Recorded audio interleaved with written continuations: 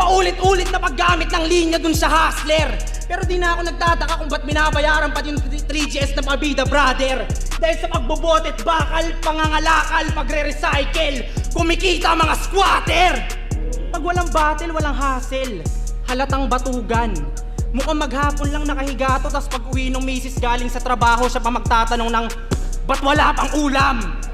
Kaya yung kalipin partner niyan, pinalaya sa before. Yoko na sanang damay pa kasi may anak silang minor.